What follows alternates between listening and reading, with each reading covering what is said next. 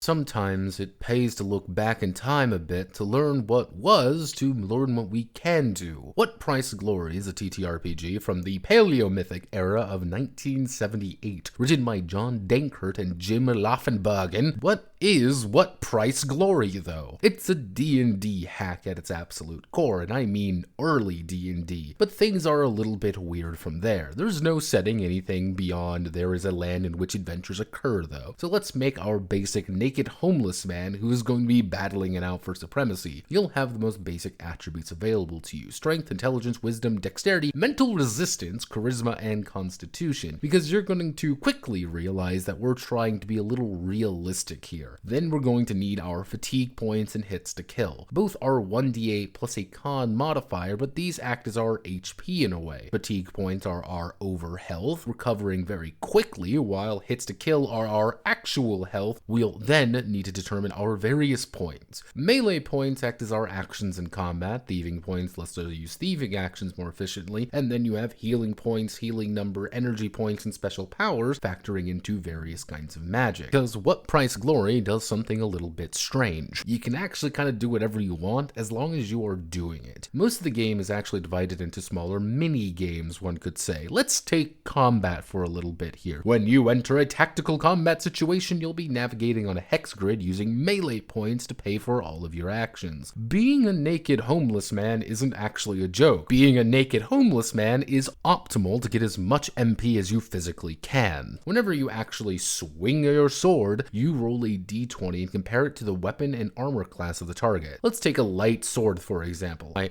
only make a normal attack with 4 MP, but a well-aimed, quick, medium weapon or any other modifier may change things quite drastically. If they have an armor class of 1, I need to beat an 11 to hit, but a 17 to crit. Hitting normally deals fatigue points equal to the weapon, this being a 1d6, while a crit deals 1d6, but splits it between fatigue and hits to kill. That is majority of actual combat, in addition to the optional rules to make it far more complicated. You get experience points for each point of hits to kill you deal, but you get even more for how much damage you actually take. You won't really want a power level, you're gonna have to get your shit rocked a little bit. Not suggesting that battle is something you can just bounce back from though, as all recovery is actually based on a percentage of your current health. This leads to Thievery, which uses your tap or thieving ability points, and is compared against the thieving difficulty, and thus the ratio is there. If I want to open a lock and my tap of 1 against a difficulty of 2, that means I have a 0.5 thief ratio and I need to roll a 14 or higher. If I'm picking your pocket, then my tap versus your tap to determine the ratio. And guess what? You get more XP by doing things that incur thieving, stealing, roguery in general. Casting magic is one of the more complicated ideas, requiring the character to muster up a variety of spell points and manage the difficulty of their spells itself based on their own intelligence modifier and possibly a psychic modifier. But what does that actually mean though? Well, I want to cast the light spell with a success number of 10 and effectiveness of 2. I roll and I take 1 fatigue if I score a 10 up. When I get better at casting spells, I can increase the effectiveness and decrease the success number of any spell I know. This also somewhat applies to clerics because instead of spells, they have miracles and balancing good and evil points. This requires balancing their energy points and special power points to actually cast their abilities correctly and not fail miserably and frequently. But what's this about experience? At 50, 100, 200, 350, 500, and so on and so forth, experience points the players will roll in the corresponding table to get a reward. Let's say I have 50 fighter experience, and I roll a d100 and get a 55. I increase my hits to kill and fatigue points by 1. Awesome. But you may get more melee points, additional magic, more tap, increase your stats, and lots of other little things as you grow in power. As long as you, the hero, are doing something, you're getting something. That's it, really. This isn't oldie, a venerable dinosaur by today's standards, but it is an interesting dinosaur to look at what people were doing to experiment and change. Is What Price Glory some secret hidden gem? Depends on your interpretation and if you like diving into a little bit of history. Are you gonna die if you don't see it? Probably not. My name is Notepad, and this was What Price Glory!